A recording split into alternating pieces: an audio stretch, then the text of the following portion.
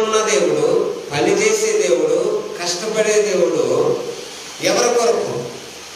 సర్వ మానవాళందరి కొరకు ఆయన కష్టపడతాడు. మనం కష్టపడేది ఎవరి కొరకు అంటే మన కోసం, మన మనుగడ కోసం. చాలామంది ఏం చేస్తారంటే ఆదివారం మాత్రమే నాకు సెలవు దినం కాబట్టి ఆదివారం మాత్రమే నేను రెస్ట్ తీసుకోవాలి కదా, దేవునికి దూరంగా ఉండాలి. మరి పని అంతా వారం రోజులు మేము కష్టపడతాము, ఆదివారం చర్చికి వస్తాం కాబట్టి ఈ గంట లోపలే మాకు రెస్ట్ కాబట్టి ఈ గంటలోనే మేము కునికిపాటు కూడా వస్తాము. అయితే మన దేవుడు మన కొరకు నిరంతరము పనిచేసేవాడుగా ఉన్నాడు.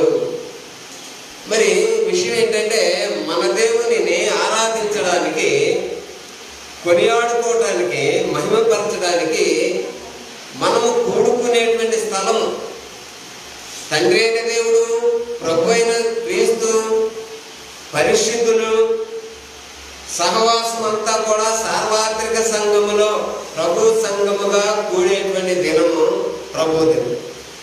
ఈ ప్రభు దినాన చాలా మంది నిరాకరిస్తారు. రక్షణ పొందిన తర్వాత కూడా దీని విలువను కోల్పోతారు. ఎందుకని? ఎప్పుడు చేసేదేగా ఈరోజు వెళ్ళకపోతేనే. చాలా మంది అనాలోచనలో ఉంటారు. దేవుడు అంటే అగౌరవం, దేవుని ఎంత ప్రేమిస్తున్నాం, అందుకని ఎన్నిసార్లు మనం బోధించినా ఇప్పుడు మనం అన్నిటికీ భయపడతాం. ఈ లోకంలో ఒక అధికారికి భయపడతాం, చీకటి అంటే భయపడతాం. కొంతమంది చీకటిని కూడా ప్రేమిస్తారు. మనం ఇతర జంతువులను చూసినప్పుడు మనం భయపడతాం. ఆ భయం అనేది ఎలా ఉంటుందంటే ప్రమాదం వస్తుందన్నటువంటి భయం ఉంటుంది. కానీ దేవుని భయం అనేది మాత్రం చాలా అరుదుగా ఉంటుంది. దేవుడు మాత్రము, దేవుడు అంటే గ్రీక్ భాషలో గ్రీక్ మాటలు ఏముందంటే రెవరెన్స్ అన్నారు. రెవరెన్స్ అంటే భయము, భక్తితో కూడినటువంటి భయం.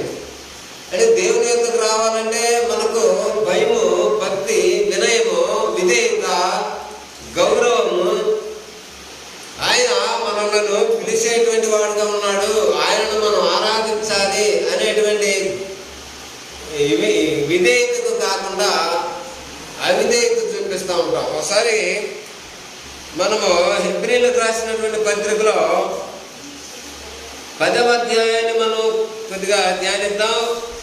హెబ్రీలకు రాసినటువంటి పత్రిక 10వ అధ్యాయంలో 24 నుంచి 29 వరకు చదువుకుందాం.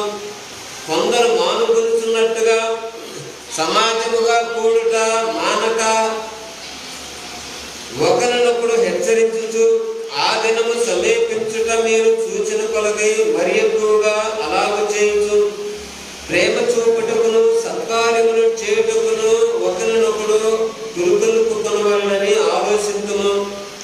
మనము సత్యమును గురించి అనుభవ జ్ఞానము పొందిన తర్వాత బుద్ధిపూర్వకముగా పాపము చేసిన యెడల పాపమునకు బలికను ఉండదు గాని న్యాయపు తీర్పునకు భయముతో ఎదురు చూచుటయు విరోధులను దహింపకు తీక్షణమైన అగ్నియు నికను ఉండును. ఎవడైనను మోషే ధర్మశాస్త్రము నిరాకరించిన యెడల 2-3 సాక్షుల మాట మీద కనికరింపకుండా వారిని సంపించుదురు. ఇట్లుండగా దేవుని కుమారుని పాదములకు త్రొక్కి తాను పరిశుద్ధపరచుటకు సాధనమైన నిబంధన రక్తమును అపవిత్రమైనదిగా ఎంచి కృపకు మూలమునకు ఆత్మను తిరస్కరించిన వాడు మరి ఎంత ఎక్కువైన దండనకు పాత్రుడుగా ఎంచబడునని మీకు తోచును. ఏమర్థమైందేడా? ధర్మశాస్త్రము ప్రకారము విశ్రాంతి దినమున మానుకుని ఎవరైనా పుల్లలేరటానికి కానీ, కండిలేరవటానికి కానీ, బ్రతుకు తెరువు కానీ,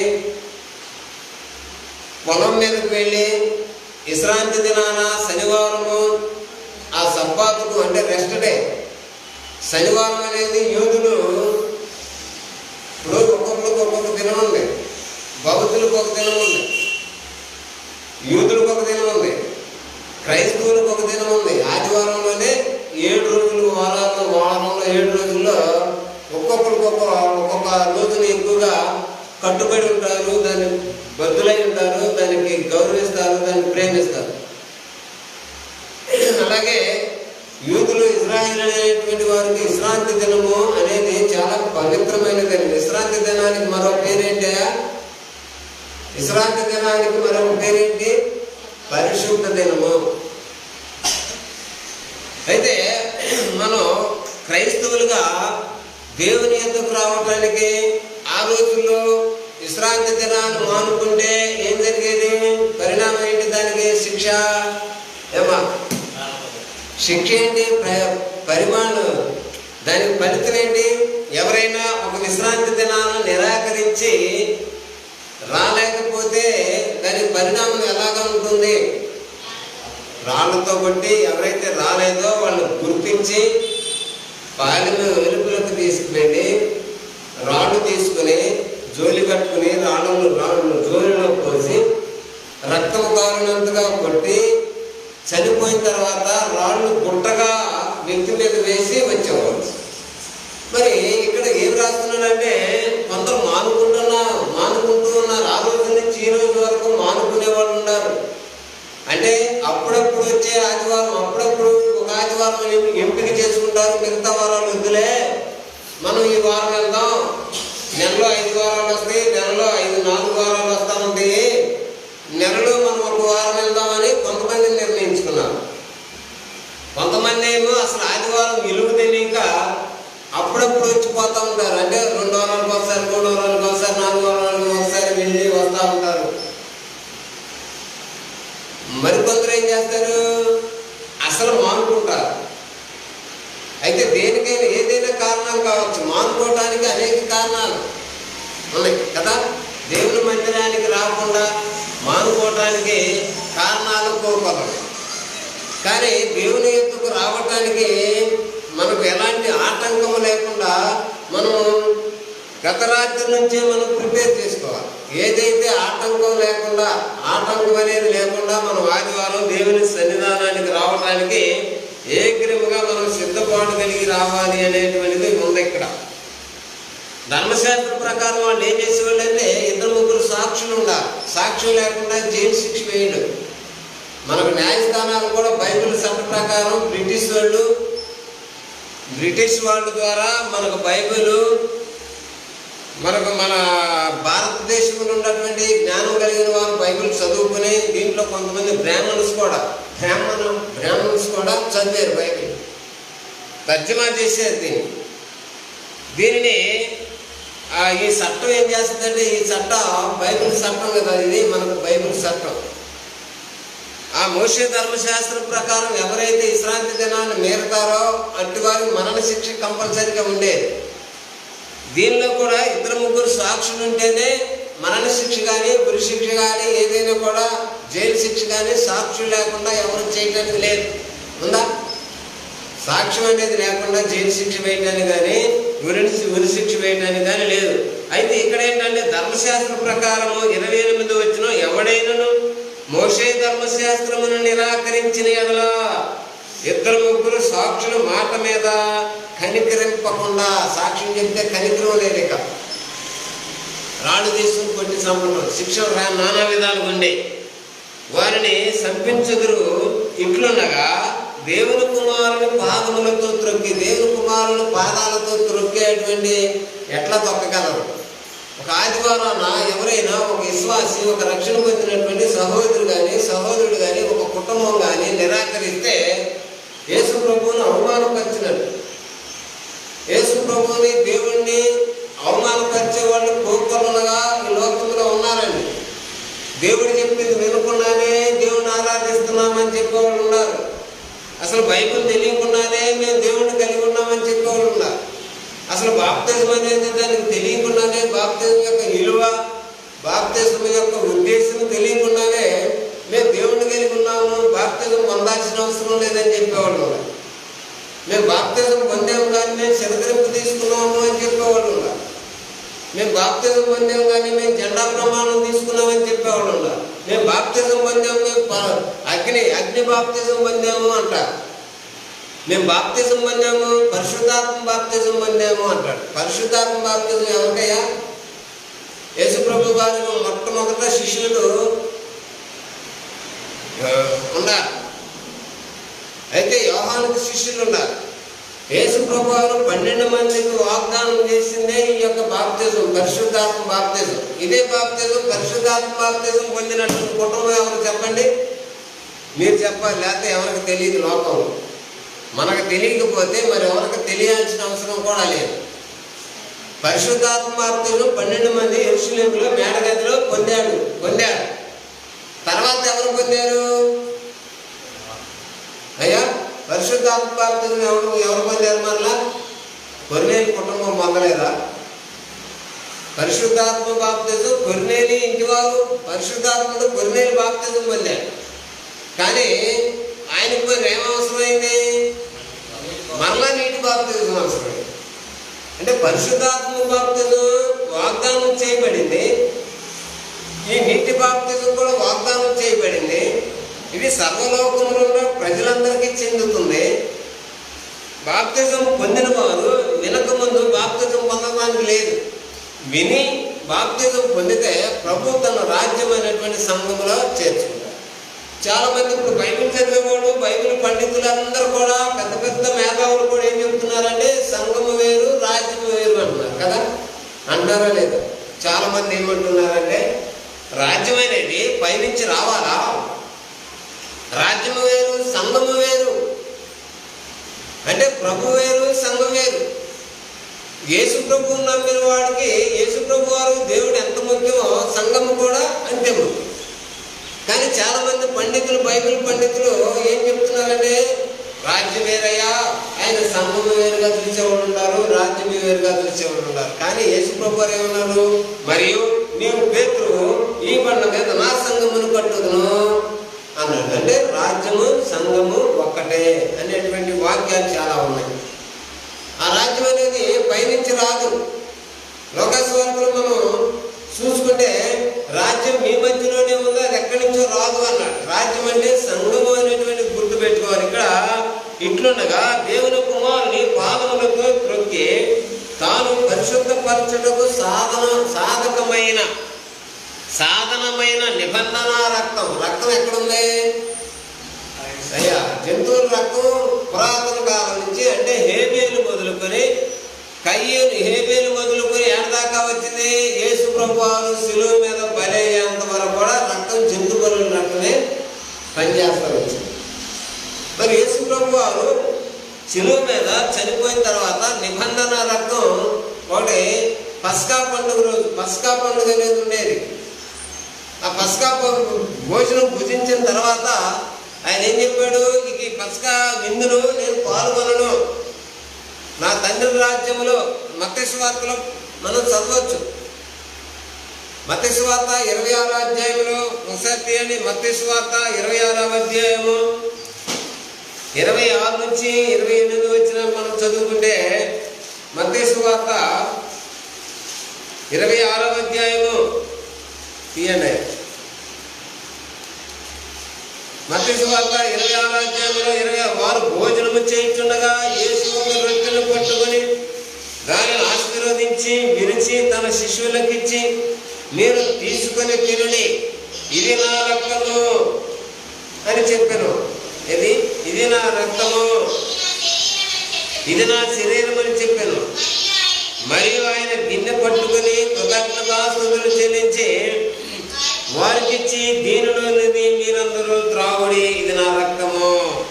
అంటే రొట్టెను ప్రభువారి శరీరంగానే చూడాలి మనం. ద్రాక్షారసాన్ని ద్రాక్షారసం అనుకోకూడదమ్మా. నేను ముందే చెప్పాను, ఆదివారం రెస్ట్. మాకు ఆదివారమే రెస్ట్ కాబట్టి మా శరీరాన్ని కాల్చుకుంటాం కాబట్టి ప్రతిరోజు చర్చిలోనే మేము నిద్రపోవాలి, చర్చిలోనే రెస్ట్ తీసుకోవాలి. అంతేనా? అది న్యాయమేనా? మనకు వచ్చింది దేనికి? మనం ఇది నా రక్తము. చాలా మంది ఏమంటారంటే రొట్టె ద్రాక్ష రసాన్ని అది రొట్టె అంటారు. రొట్టెలో మార్పు ఇచ్చేవాళ్ళు ఉన్నారు. సరే, మనం ఇంత మరి యేసుక్రీస్తు వారిని ఎట్లా అవమానపరుస్తారంటే మనకు ఎవరైనా ఒక ఫంక్షన్ చెప్పారు, అమ్మ చాలా బాగా విన్నాం, నీకు కావాల్సిన వారు, ముఖ్యమైన వారు, గొప్పవారు నీకు ఒక ఇన్విటేషన్ పంపారు. ఇన్విటేషన్లో మీరు వెళ్ళలేదనుకోండి, ఆ ఇన్విటేషన్ మీరు గౌరవించకుండా వెళ్ళలేదనుకోండి, ఎవరిని అవమానపరిచినట్టు? మా అన్నయ్య కబుర్లు చెప్తే వెళ్ళాల, అన్నయ్యకి ఎంత అవమానం,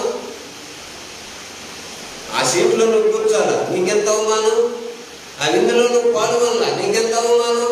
అలాగే దేవుణ్ణి ప్రభు అయిన యేసుక్రీస్తు వారి నిబంధన రక్తం అనేది సంఘములో ప్రతి ఆదివారం ఒక సాధనగా తీసుకోమన్నారు, దాన్ని నిరాకరించొద్దన్నాడు.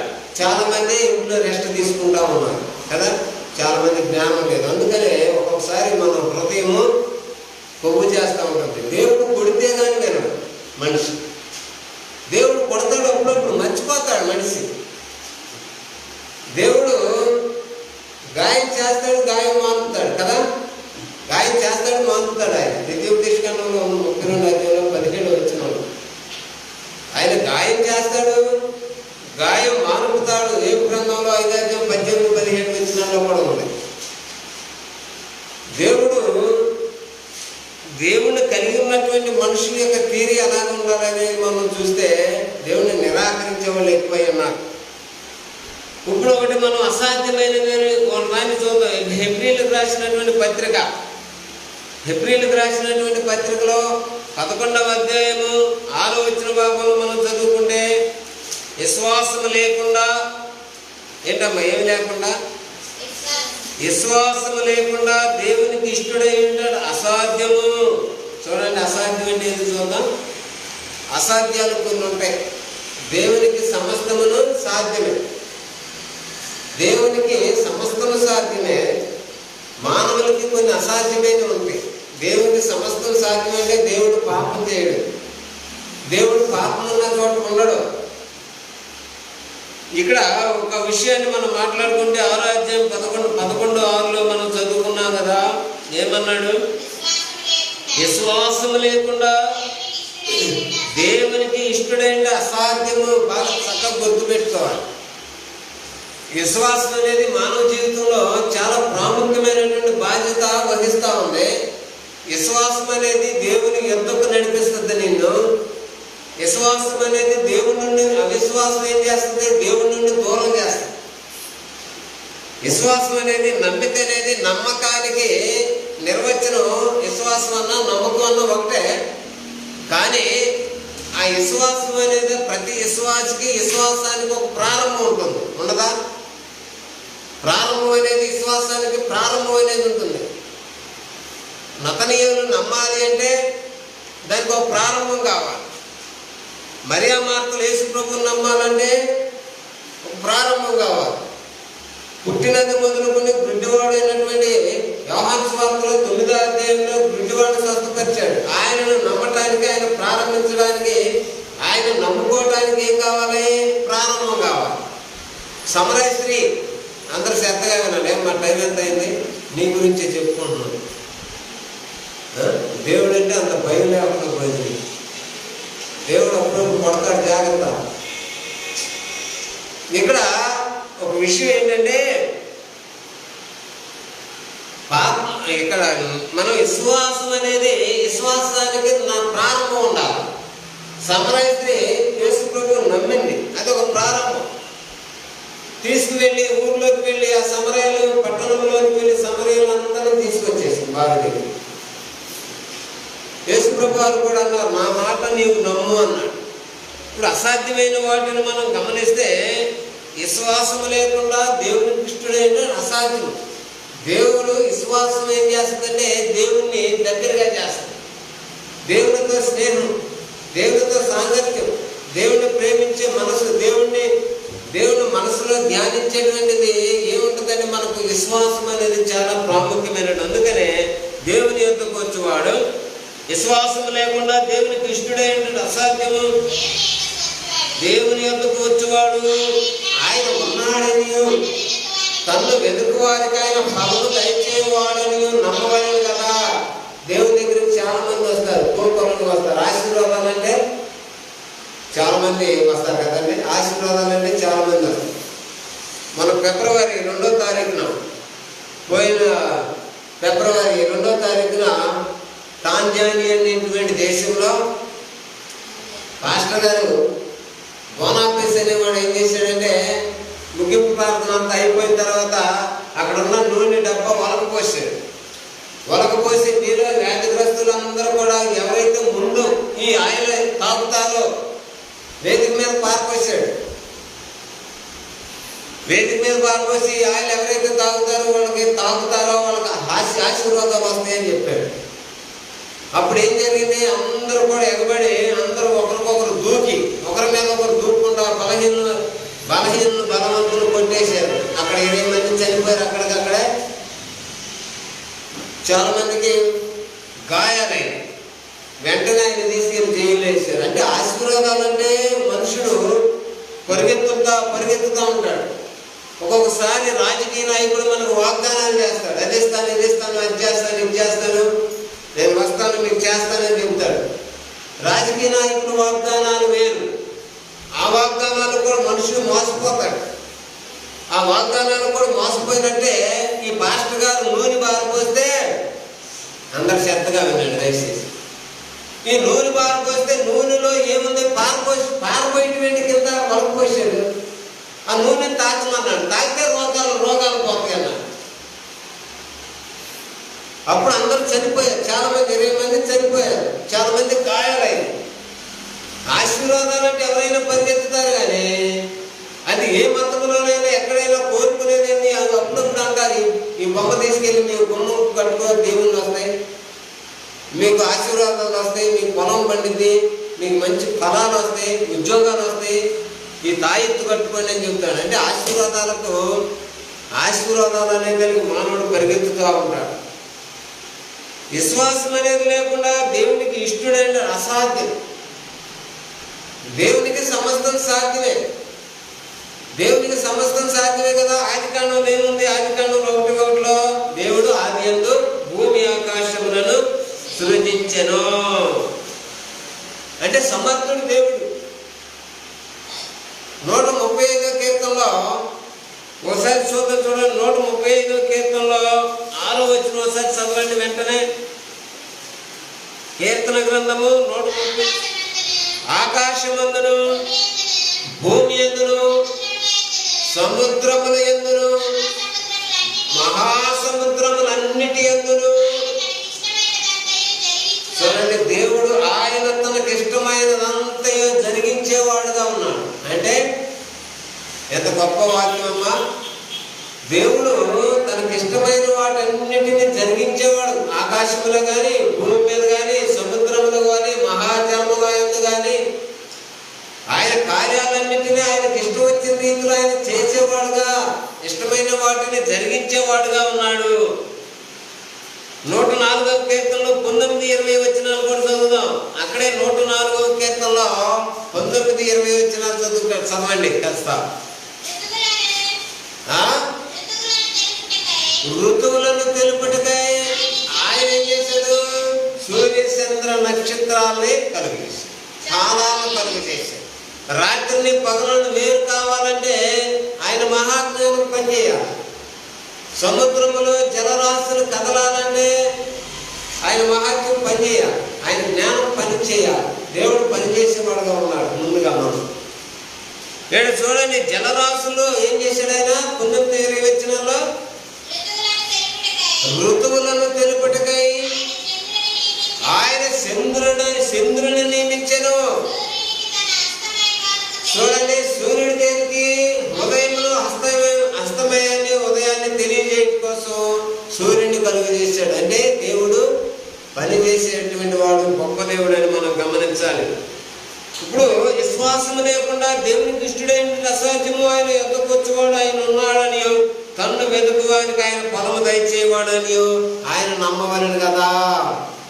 అక్కడ అంటాడు, విశ్వాసులకు తండ్రి ఎవరు? అబ్రహాం గురించి ఎవరైనా ప్రసంగం చేసేవాడు అబ్రహాం గురించి చెప్తాడు. మొట్టమొదట ప్రశ్న వేస్తే విశ్వాసులకు తండ్రి ఎవరయ్యా అని చెప్తే ఎవరి పేరు చెప్తారు? మాట్లాడండి, నిద్రలు రావట్లేదు కదా. అబ్రహాం అని చెప్తారు. అబ్రహాం విశ్వాసులకు తండ్రి అని చెప్తారు. అబ్రహాం విశ్వాసులకు తండ్రి. మరి అక్కడ నోవాహు విశ్వసించాడు. విశ్వాసులకు సంబంధించిన జాబితా అంతా ఈ 11వ అధ్యాయంలో ఉంటుంది. హెబ్రీయులకు రాసిన పత్రికలో 11వ అధ్యాయంలో ఉంది. విశ్వాసులకు తండ్రిగా ఉన్నాడు ఆయన. ఆదికాండంలో 15వ అధ్యాయంలో 6వ వచన భాగంలో ఏం తెలియజేశాడంటే, అయితే ఆయన యెహోవాను నమ్మెను, అది అతనికి నీతిగా ఎంచబడెను. అంటే నమ్మకం అనేది ఉండాలి. దేవుడిని నమ్మిన వాడు నమ్మకం అనేది ఏం చేస్తుందంటే దేవునిలో కొనసాగిస్తుంది.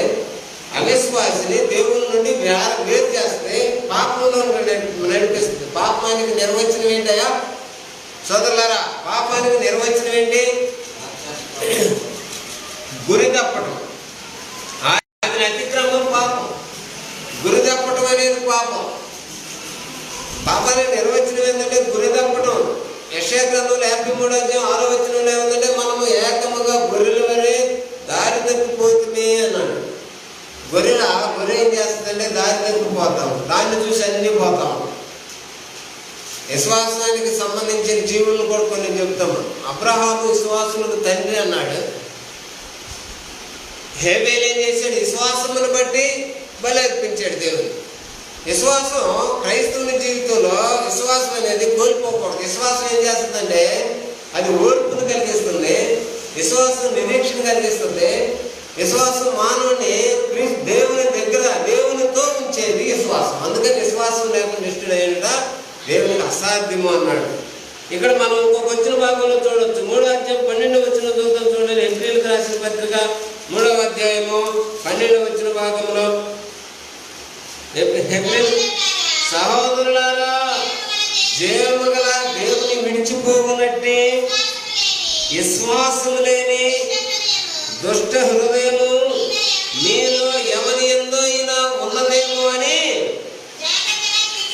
మనం జాగ్రత్తగా చూస్తాం కదా. కొన్ని విషయాలు మన ఆరోగ్యం జాగ్రత్తగా చూసుకోవాలని చూస్తాం. మన పరిసరాలను జాగ్రత్తగా చూసుకోవాలని చూస్తాం. మనం అన్నిటినీ జాగ్రత్తగా మన ప్రయాణంలో కానీ మన వస్తువులు కానీ అన్నిటినీ జాగ్రత్తగా చూసుకోవాలని చూస్తాం. మన ఆస్తిపాస్తులు, మన డాక్యుమెంట్స్ అన్నిటినీ జాగ్రత్తగా చూసుకోవాలని చూస్తాం. ఇక్కడ మనకు తెలియజేసేది ఏంటంటే విశ్వాసం విషయంలో జాగ్రత్తగా ఉండాలి. విశ్వాస విషయంలో జాగ్రత్త లేదు. మీ పిల్లలు జాగ్రత్త అన్నారు, బస్ ఎక్కగానే మీ మూట జాగ్రత్త, మీ పిల్లలు జాగ్రత్త అని చెప్పు కదా. మరి ఇక్కడ మనకు హెబ్రీ గ్రంథకర్త రచయిత మనకేం చెప్తున్నాడు? సహోదరులారా, జీవము గల దేవుని విడిచిపోనట్టే విశ్వాసము లేని దుష్ట హృదయము మీలో ఎవరి యందైనా ఒకవేళ ఉండునేమో అని జాగ్రత్తగా చూసుకొనుడి. ఈ విశ్వాసం ఏం చేస్తుందంటే సదాకాలం నడిపించడానికి విశ్వాసం కావాలి. మనం సైకిల్ చైన్ వంటిది, బైక్ చైన్ వంటిది. చైన్ ఏం చేస్తుంది? మనం ఎక్కడికైనా గమ్యస్థానం వెళ్ళాలంటే చైన్ తిరుగుతూనే ఉండాలి, అవునా? చైన్ కట్ అయితే మన ప్రయాణం సాగదు. అలాగే విశ్వాసం అనేది నిరీక్షణ కలిగి ఉంటుంది, ఓర్పు కలిగి ఉంటుంది, శ్రమలను ఎదుర్కొంటుంది, తట్టుకుంటుంది, తాలుకుంటుంది, నిలబెడుతుంది. నిలకడగా ఉంచాలి. అంటే విశ్వాసంలో నుంచి ఎంతమంది తొలగిపోయారు అనేది కూడా లెక్క ఉంది. విశ్వాసం అంటే సంఘములో నుంచి ఎవరైనా తొలగిపోతే విశ్వాసం అక్కడ డ్రాప్ అయిపోయిందన్నాడు. ఇంకెక్కడ కోరుకోలేడు, ఏ సంఘంలో రక్షణ పొందలేడు, ఎక్కడ జీవించలేడు మానవుడు. ఇక వాడికి నూకలు లేవు. ఏ రోజైతే క్రీస్తుని విడిచిపెట్టాడో, విశ్వాసాన్ని కొనసాగలేకపోయాడో వాడికి ఇక నూకలు లేవు, వెళ్ళిపోయాడు. చాలా మంది అనగా పేతురు గారు కూడా రాస్తాడు, విశ్వాసం అనేది ఎప్పుడైతే దేవునితో సదాకాలం నిరీక్షణ కలిగి ఉంటుంది. అబ్రహాం ఏం చేశాడు? చాలా ఓర్పు పెట్టాడు, జీవితంలో చాలా సహించాడు. యేసు దేవుని నమ్మిన వాళ్ళందరూ అన్నింటినీ తాలుకున్నారు, ఓర్చుకున్నారు, నిలబడ్డారు. చాలా మంది ఫెయిల్ అయిపోయారు. హానోకును మనం చూస్తాం. హానోకు ఎన్ని సంవత్సరాలు బ్రతికాడు?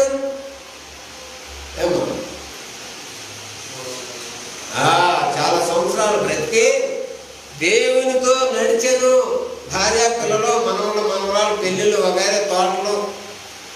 నాళ్ళతో తోటల పేక పెరిగి వేయటం, అయినా కూడా దేవుణ్ణి విడిచిపెట్టల. చాలామంది ఏం చేస్తున్నారంటే దేవుణ్ణి సంఘాన్ని వేరు చేస్తారు, బైబిల్ని దేవుణ్ణి వేరు చేయాలని చూస్తారు. దేవుడు ఆ మానవుడికి ఇచ్చినటువంటి విశ్వాసం కాకుండా సొంత విశ్వాసాన్ని కొనసాగించే వాళ్ళు ఉన్నారు. వీళ్ళని మనం గమనించేది శ్రేష్టమైనటువంటిది. మనం ఒకసారి చూద్దాం. యోహాను సువార్త 3వ అధ్యాయంలో 36వ వచనం చూద్దాం. చూడండి, త్వరగా తీయండి బైబిల్. యోహాను సువార్త 3వ అధ్యాయము 36వ వచన భాగాన్ని చదువుకున్నాం. కుమారుని యందు అంటే యేసునందు విశ్వాసం ఉంచువాడే నిత్య జీవం గలవాడు. చూడండి, మన శరీరం, మన ఆత్మ అన్నిటిని మనం సాధనలో, మన నాలుక, మన తలంపులు, మన హృదయం, మన ప్రవర్తన అంతా కూడా దేవునికి అప్పగించుకున్నప్పుడు మనం సాధికలో ఉంటాం. ఇప్పుడు గుర్రాన్ని మనం సాధన చేయాలంటే, సాధికలోకి తెచ్చుకోవాలంటే మనం ఏం చేస్తాం? గుర్రానికి ఏం చేస్తాం?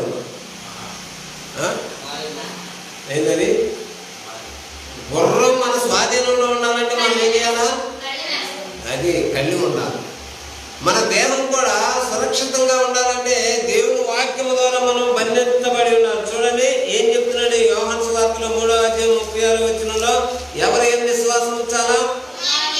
కుమారుని యందు విశ్వాసం ఉంచువాడే నిత్య జీవము గలవాడు.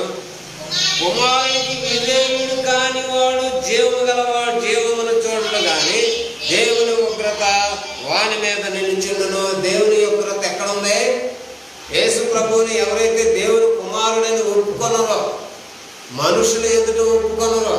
అందుకని రోమపత్రిక 10:9వ వచనంలో మనుషుడు హృదయంలో విశ్వసించి నోటితో ఒప్పుకోవాలని ఉంది.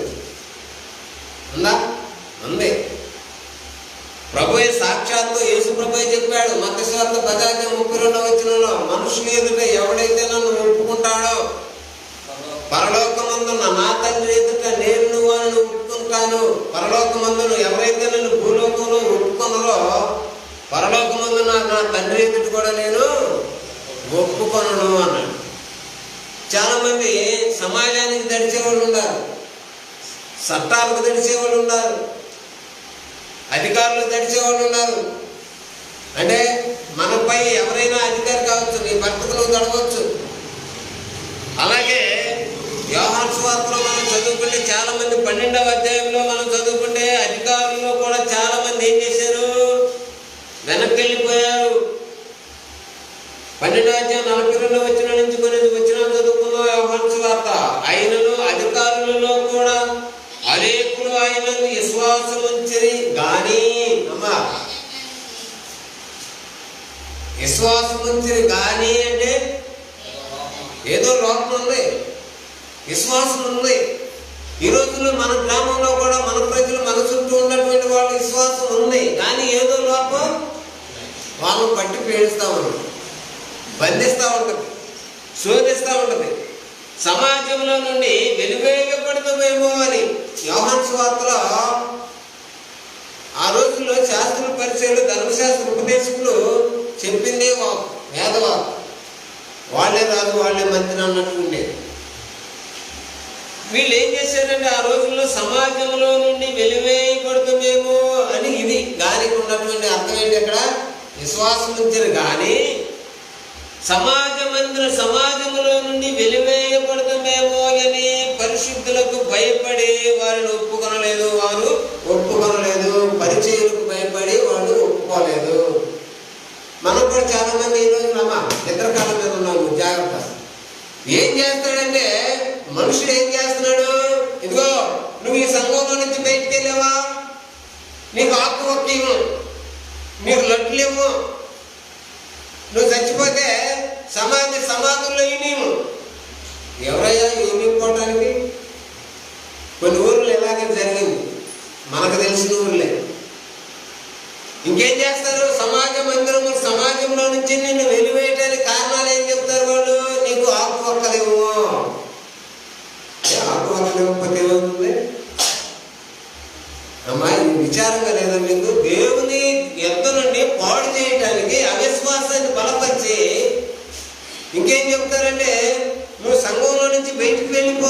కాబట్టి మనం సీటీ పాటలు పెట్టాలి. సీటీ పాటలు పెడితే నువ్వు వేరే సంఘంలోకి పెడితే సీటీ పాటలు నీకు హక్కు ఉండదు. సైతాన్ ఆలోచన అన్నమాట ఇవన్నీ. ఎక్కడి నుంచి వచ్చింది మనకు తెలియదు. దేవుని గురించి చెప్పేవాడు యేసు ప్రభు బొమ్మ వేయకూడదు, అక్కడ ఒక అర్పణలు చేయకూడదు, అక్కడ ఒక బాక్స్ పెట్టి అక్కడ క్యాండిల్స్ వెలిగించి అగరత్తులు వెలిగించి అక్కడ సందా బాక్స్ పెట్టకూడదు. దేవుడు నమ్మిన వాడు చేసే పనులేవి కాదు ఇవి. అవిశ్వాసులు ఏం చేస్తారంటే విశ్వాసము నుండి తొలగిపోవటానికి కారణాలు కొన్ని ఉన్నాయి. అది మనం చూద్దాం. అసాధ్యమైనటువంటిది మనం చూస్తే యోహాను సువార్తలో ఏం చెప్తున్నాడు మనకు 20వ అధ్యాయంలో 30-31 వచనంలో ఏం చెప్తున్నాడు? మరియు అనేకమైన ఇతర సూచక్రియలు యేసు తన శిష్యుల ఎదుట చేసెను, అవి ఈ గ్రంథమందు రాయబడి ఉండలేదు గాని యేసు దేవుని కుమారుడైన క్రీస్తు అని మీరు నమ్మునట్లును నమ్మి ఆయన నామమున జీవము పొందినట్లును ఇవి రాయబడిను. యేసు ప్రభు చేసిన అద్భుతాలు, దేవుడు చేసిన మహత్కార్యాలు, సూచక్రియలు, అద్భుతాలు, వీటిని గురించి నువ్వు ఆలోచించకపోయినా పర్వాలా. అవునా? యేసు ప్రభు వారు ఎన్ని అద్భుతాలు చేశాడు భూమి మీద? ఎన్ని చేశాడని చెప్పాను నేను నీకు. అద్భుతాలు ఎన్ని? 35 అద్భుతాలు చేశాడు. ఉపమానాలు ఎన్ని చెప్పాడు? అనేక సార్లు చెప్తా ఉన్నాను నేను నీకు. 40 ఉపమానాలు చెప్పాడు, 35 అద్భుతాలు చేశాడు, 332 ప్రవచనాలు, 456 లేఖనాలు. మనం గుర్తుపెట్టుకోం కాదే. మన బ్యాంకులో ఇంట్రెస్ట్ ఎంత వస్తుందో గుర్తుపెట్టుకుంటాం. మనం వడ్డీనికి ఇస్తే మనకి నెలకు ఎంత వస్తుందో లెక్కేసుకుంటాం. కానీ మనకు అవసరమైంది నిత్య జీవానికి సంబంధించిన వాటిని విడిచిపెడతాం. విచారకరమైనది. ఇది మనకు బలం, మన ఆత్మకు శక్తి, మన దేహానికి శక్తి.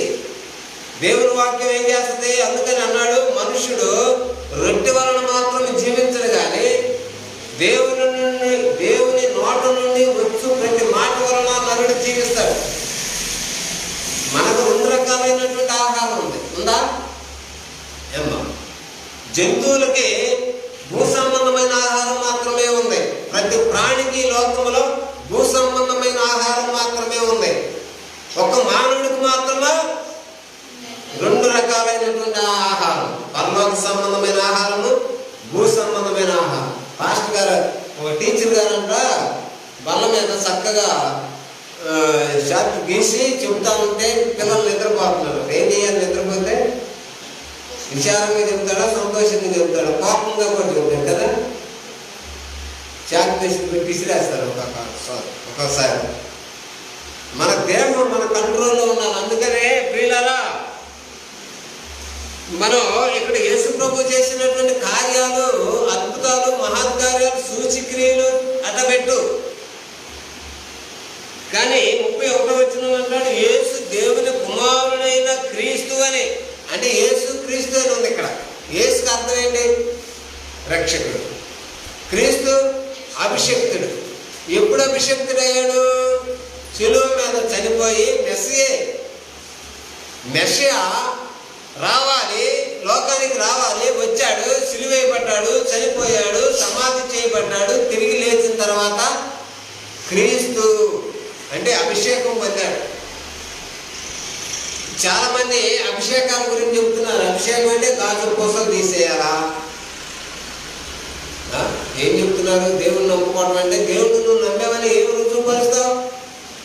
నీ దేహం మీద ఉన్నటువంటి వాటన్నిటిని తీసివేసేయండి, అప్పుడే నువ్వు నమ్మినట్టు. దేవుడు ఏం చెప్పాడు? ఎక్కడదయ్యా ఈ వాక్య భాగం అంటే తిమోతికి రాశాడు కదా. దైవభక్తి కలిగినటువంటి స్త్రీలు, అనుభవం బుద్ధి కలవారైన దేవుడు నమ్మినటువంటి స్త్రీలు ఎలాంటి బుద్ధి కలిగి ఉండాలో, ఎలాంటి ప్రవర్తన కలిగి ఉండాలో, జడలతోనైనను బంగారంతోనైనను మిగుల వెలగల వస్తువులతోనైనను అలంకరింపుకొనక దైవభక్తి కలిగినటువంటి స్త్రీలు అని చెప్పుకోదగినంతగా మీరు అలంకరించుకోండి అని చెప్తే, దీన్ని పాస్టర్ గారు ఏం చేశాడు? మొత్తం తీసేయమన్నాడు. మొత్తం తీసేయండి అన్నాడు.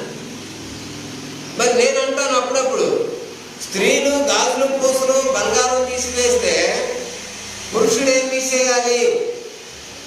ఏమ్మా అచ్చలు మీకే చెబుతున్నారండి, స్త్రీలకి నువ్వు చెవులకు అయి పెట్టకూడదు, జాలీలు పెట్టకూడదు. ఎందుకు చెబుతున్నారు? మరి పురుషుడు ఏం తీసేయాలా? పురుషుడు నెలలో చేయలేసుకున్నాడు, 2 ఉంగరాలు పెడతాడు, వీలైతే 5 ఏళ్ళకి 5 ఉంగరాలు పెడతాడు. కానీ స్త్రీలు మాత్రం ఏంటా భయం? సరే, మనకు ఆ విషయం వద్దు. యేసు ప్రభు ఎలాంటి అద్భుతాలు చేశాడో అదే అద్భుతాలు నేను చేస్తానని చెప్పేవాళ్ళు ఉన్నారు. యేసు ప్రభు చేసిన సూచక్రియలు నేను చేస్తానని చెప్పేవాళ్ళు ఉన్నారు. కానీ మనకి ఇక్కడ చెప్పేది ఏంటి? మనకు అద్భుతాలతో కాదయా, సూచక్రియలు కాదు, మహత్కార్యాలు కాదు, దెయ్యములను వెళ్ళగొడటం ముఖ్యం కాదు. 31వ వచనంలో అనేది ఏంటంటే, యేసు దేవుని కుమారుడైన క్రీస్తు అని మీరు నమ్మునట్లు నమ్మి ఆయన నామమందు ఏం పొందాలా? జీవము పొందాలి. ఆయన నామంలో జీవం పొందడానికి రావి పడ్డాయి. సూచక్రియలు చేయటానికి కాదు, మహత్కార్యాలు చేయటానికి కాదు. అయినా సూచక్రియలు, మహత్కార్యాలు, అద్భుత కార్యాలు ఎందుకు చేయబడ్డాయి? అయ్యా, అపోస్తుల కాలం జరిగింది, దేవుడు చేశాడు. మోషే కాలంలో చేశాడు, యెహెజ్కేలు కాలంలో అద్భుతాలు జరిగింది, అపోస్తుల కాలంలో అద్భుతాలు జరిగింది, యేసుక్రీస్తు కాలంలో అద్భుతాలు జరిగింది. యేసుక్రీస్తు కూడా చేశాడు సూచక్రియలు, మహత్కార్యాలు, అద్భుత కార్యాలు. ఎందుకు జరిగినాయి? వాక్యమును స్థిరపరచడం కొరకు జరిగింది. వాక్యం స్థిరపడిన తర్వాత దేవుడు ఏం చేశాడంటే అద్భుతాలు, మహత్కార్యాలు, సూచక్రియలు తీసివేశాడు. ఆంధ్రీ గారికి జబ్బు చేసింది అనుకో, పేతురు గారు వచ్చి ప్రార్థన చేస్తే తగ్గదు. ఆ రోజుల్లో తీసివేయక ముందైతే తగ్గినాయి. అపోస్తులైన పౌలు నడిగుడ్డ తగిలితే మురికిగుడ్డ తగిలితే స్వస్థత పొందారు. అలాగే నేను కూడా చేస్తానని వాళ్ళు ఉన్నారు. కానీ వాక్యం స్థిరపడిన తర్వాత అవన్నీ తీసివేశాడు. తిమోతికి జబ్బు చేసింది, కడుపు జబ్బు వచ్చింది, తాగే నీరుని బట్టి కావచ్చు. అయితే ఆయన ఏం చేశాడంటే, నువ్వు ద్రాక్షరసం తీసుకో, కడుపు నొప్పి తగ్గించుకో అంటే, ద్రాక్షరసం అంటే వైన్స్, సారా. అది కూడా కీర్తన గ్రంథంలో దేవుడు దాన్ని కూడా తయారు చేసింది కూడా దేవుడే. దాన్ని మెల్లగా తీసుకోమన్నాడు.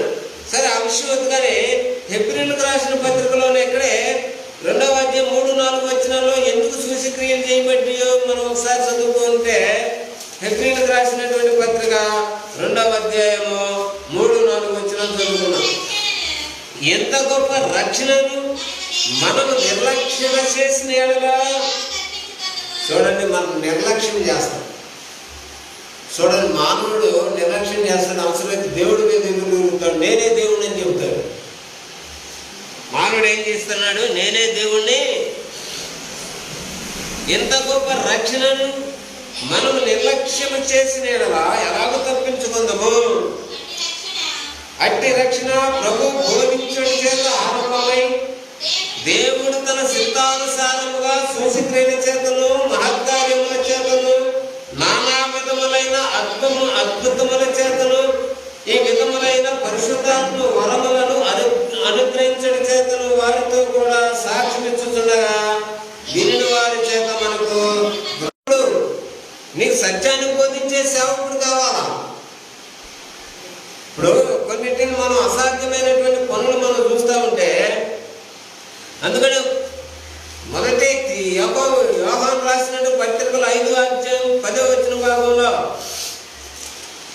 మొదటి యోహాను 5వ అధ్యాయం 10వ వచన భాగంలో ఏం చెప్తున్నాడు?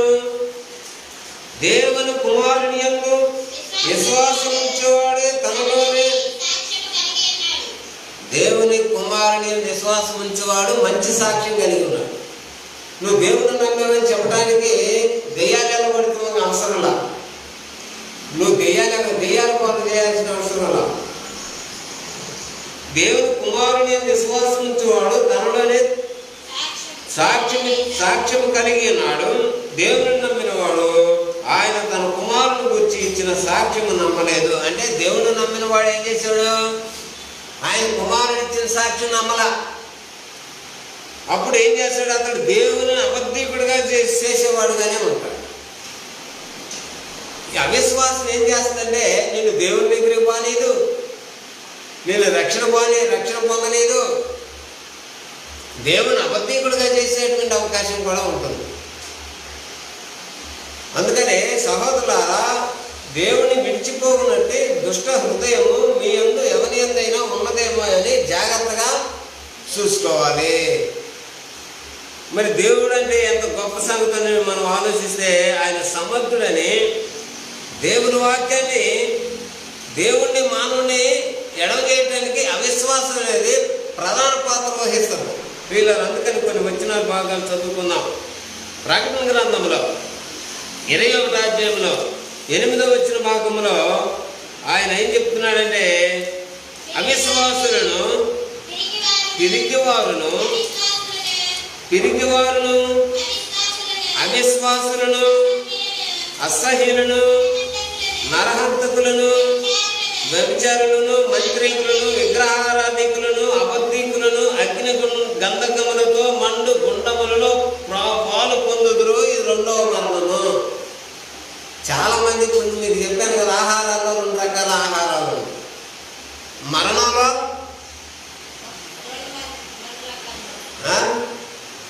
శరీర మరణం, ఆత్మీయ మరణం, నిత్య మరణం. నిత్య మరణం నరకంలో జరిగేది, శరీర మరణం సాధారణంగా జరిగేది, ఆత్మీయ మరణం దేవుడి నుండి వెడంగా చేసేది. క్రైస్తవుడు చనిపోతే చనిపోయినట్టుగా, యేసు ప్రభువు నమ్ముకుని చనిపోతే చనిపోవటం కాదు, అది జీవించడమే. ఇక్కడ ఒకటే మనకు తెలియజేశాడు, పిరికివారు, అవిశ్వాసులు. క్రైస్తవుడికి ఏమి ఉండకూడదు? అవిశ్వాసం ఉండకూడదు. ఎందుకని? అవిశ్వాసం దేవుడి నుండి వేరు చేస్తుంది, మరియు దేవుని అబద్ధికుడిగా చేస్తుంది, దేవుని అబద్ధికుడిగా చిత్రీకరిస్తుంది అవిశ్వాసం. అవిశ్వాసులను, పిరికివారును, అసహ్యులను, వ్యభిచారులను, మాంత్రికులను, విగ్రహారాధికులను, అబద్ధికులందరూ. అబద్ధికులకి అదే పరిస్థితి, విగ్రహారాధికులకి అదే పిరికివారు. బైబిల్ పిరికితనం గురించి మాట్లాడుతూ ఉంది. ఒక వ్యక్తి పిరికితనం అనేది ఏ విషయంలో పిరికితనం? దేవుని నమ్మే విషయంలో, దేవుని అనుసరించే విషయంలో, దేవుణ్ణి వెంబడించే విషయంలో పిరికితనం ఉండకూడదు. చాలామంది అనుకుంటారు, నా వెనకమాల 10 మంది వస్తేనే నేను నడవాలనుకుంటారు కదా. మీరు జెండా పట్టుకోండి, ఏది పట్టుకోండి, వెనకమాల జనం ఉండాలా లేదా? వెనకమాల జనం వస్తున్నారా, నన్ను అనుసరించే వాళ్ళు ఉండాలా లేదా? లేక నేను వెళ్ళకూడదు, వెనక్కి తగ్గాలి. ఏదైనా కార్యక్రమానికి వెళ్ళాలంటే నేను వెనక్కి తగ్గాలి, అందరూ ఉంటేనే నేను వెళ్ళాలి. పిరికితనం దేవుని విషయంలో పిరికితనం ఉండకూడదు. పిరికితనం ఏం చేస్తుందంటే మనం దేవుడి నుండి కూడా దూరం చేస్తుంది. అంటే గుంపున్న చోటే మనం ఉంటే మనకు బాధలేదు, ఒంటరిగా ఉండకూడదని. కానీ యెహోషువను మనం జ్ఞాపకం చేసుకుంటే 24:15-14లో, మీరు ఎవరిని సేవించినా సరే నేను నా ఇంటి వారిని మాత్రం యెహోవాను సేవిస్తాము. ఎంత గొప్ప సంగతి అండి ఇది. దేవుడు ఈ పిరికితనాన్ని సహించేవాడు కదా. ఒంటరిగా పోరాటం చేయాలి. ఏలియా ఎంతమందిని చంపాడు, నరికి చంపాడు? 850 మంది ఉన్నారు అక్కడ. మరి చాలా మందిని కత్తి చేతికంటూ పోయేటట్టు నరికి చంపినా కూడా పిరికితనం వచ్చేసింది, ఆయనలో పిరికితనం వచ్చింది. ఒక్కొక్కసారి మనం కూడా పిరికితనానికి గురవుతాం. బైబిల్ ఒక క్రైస్తవుని పిరికివాడుగా జీవించమని చెప్పలా. మనకి లౌకిక ఆత్మ కాకుండా దేవుని ఆత్మను మనము పొందాము కాబట్టి మనం ఎల్లప్పుడూ ధైర్యవంతులుగా ఉండాలి. ఒంటరితనమైనా మనకు అనుభవించినా పర్వాలేదని. పిరికితనం ఏ విషయంలో ఉండాలి? చెడ్డ పని చేయడానికి భయపడాలి. మనం మంచి పని చేయడానికి పిరికితనం మనకు అవసరం లేదు. ఎవరు మనల్ని ఏమీ చేయలేరు అసలు. కాబట్టి పిరికివారి స్థితి ఎలాంటిదంటే దేవునిని ఒప్పుకునేటువంటి పిరికితనం. వ్యవహారం సువార్తలు ఇలా మనం చదువుకున్న 12 అధ్యాయం 42-43 వచనాలు ఏం చేశారు? వాళ్ళు సమాజంలో నుండి వెలివేయబడమేమో అని ఏం చేశారు? వాళ్ళు యేసుక్రీస్తుని ఒప్పుకోవాలి. ఈ రోజుల్లో కోపమల ప్రియులారా ఉన్నాడు. మరి ఒకసారి మనం చూస్తే మత్తయి సువార్తలో 25వ అధ్యాయంలో చూద్దాం. అంటే మత్తయి సువార్త 25వ అధ్యాయంలో 41వ వచ్చిన భాగంలో అన్నాడు, ఏం తెలియజేసాడు? నేను ఆకలి కొంటే కాదమ్మా, అప్పుడు ఆయన కాదు 25 మత్తయి 25:41 చెప్పాను. అప్పుడు ఆయన ఎడమ వైపు ఉన్న వారిని చూచి, శపింపబడిన వారులారా, నన్ను విడిచి అపవాదికిని వారి దోషులకును సిద్ధపరచబడని నిత్యాగ్నిలోనికి పోవుడి. అవిశ్వాసుల పరిస్థితి ఏంటంటే, అవిశ్వాసులు ఏడుంటారు? అవిశ్వాసులు సంఘములో ఉండరు. మెయిన్ ఒకటే గుర్తుపెట్టుకోండి, విశ్వాసులు సంఘములో ఉంటారు. ఏ సంఘములో?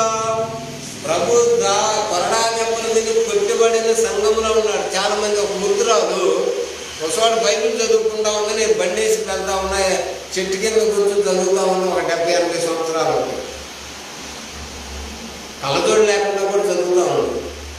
అమ్మా ఏం చదువుతున్నావు ఏంటి అన్న? బైబిల్ చదువుకుంటున్నాయే రోజు అన్న. ఆమెకు ఏమి లేవు. మీ వారు ఉన్నారా అన్న? ఉన్నాడు, అదే అక్కడ కొనుక్కున్నాడు చూడాలి అంటే ఇవన్నీ తీసేసి, నేను 2 నిమిషాలు నీతో మాట్లాడొచ్చా బైబిల్ అన్న? మాట్లాడు. నాకు చదువు రాదయ్యా అన్న.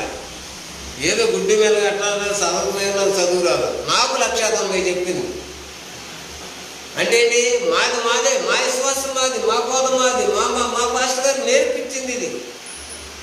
అమ్మ నన్ను మాట్లాడేవా? చదువు రాదని చెప్పావు కదా, నన్ను మాట్లాడేవా? మరి మనం బైబిల్ ఎంత చెప్పినా కూడా వినడానికి ప్రయత్నం చేయట్లా. నాకే 190 చెప్పింది. చివరికి నువ్వేం చేస్తావని అడిగింది. నేను దేవుని సేవ చేస్తాను, సేవకుడిగా చేస్తున్నాను. ఏ సంఘం? క్రీస్తు. అమ్మో మీతో మాట్లాడాలి, మీతో నేను మాట్లాడను. మా విధానం వేరు, మీ విధానం వేరు. అంటే దేవుడిని నమ్మిన వాళ్ళు ఇన్ని విధానాలు ఉంటాయా? ఉన్నాయమ్మా? లేవు, సృష్టించుకున్నారు మనుషులు. తెస్సలోనికైలకు రాసిన పత్రికలో 2వ అధ్యాయంలో 2వ తెస్సలోనికైలకు రాసిన పత్రికలో 1వ అధ్యాయము 9-10 వచనాలు కూడా చూద్దాం. చూడండి. ఆ దినమున తన పరిశుద్ధుల యందు మహిమపరచబడుటకును విశ్వసించిన వారు అందరూ యందు ప్రభు వచ్చినప్పుడు ఆయన సముఖము నుండి ఆయన ప్రభావం అందరి మహిమ నుండి పారబోలబడి నిత్య నాశనము దండన పొందుదురు. ఎలైనగా మీరు నమ్మితే. నమ్మిన వానికి నమ్మని వానికి తేడా ఏంటి? ఇప్పుడు అందరూ నేను ఒకటే చెప్తున్నా, ప్రపంచంలో నమ్మకుండానే ఎక్కువ ప్రార్థన చేసేవాళ్ళు ఉన్నారు. నమ్మకుండానే అసలు ఏంటి తెలియకుండానే బాప్తిజం పొందేవాళ్ళు ఉన్నారు. ఇప్పుడు ఒక చిత్రం నాకు చిత్రంగానే ఉంది. ఏ చిత్రం అంటే అది యేసు ప్రభు వారు 2000 సంవత్సరాల క్రితం సిలువేయబడి చనిపోయి సమాధి చేయబడి తిరిగి లేచి ఆ ఆదివారం మొదలుకొని ఈ ఆదివారంలో ఎలాంటి మార్పు లేదు. ఉందా? ఏ మార్పు లేదు. కానీ కొంతమంది గుడ్డి వారు ఏం చేశారంటే దాన్ని ఈ ఆదివారాలన్నిటికీ ప్రాముఖ్యత లేదు. సంవత్సరంలో ఏప్రిల్ నెలలో వచ్చే ఆదివారాలకు మాత్రమే, ఒక్క ఆదివారానికి మాత్రమే ప్రాముఖ్యత ఉన్నది. ఏంటి ఆదివారం అంటే యేసు ప్రభు వారు 40 రోజులు ఉపవాసం ఉన్నాడు, సిలువ పడ్డాడు, శ్రమలు పడ్డాడు, సమాధి చేయబడ్డాడు, తిరిగి లేచాడు. ఆ ఒక్క ఆదివారానికి విలువ ఉంది. మిగతా వారాలన్నిటికీ విలువ లేదు. నువ్వేదైనా ఏడుపు పాటలు పాడాలంటే, శోకంతో కూడిన పాటలు పాడాలంటే ఈ 40 రోజులే.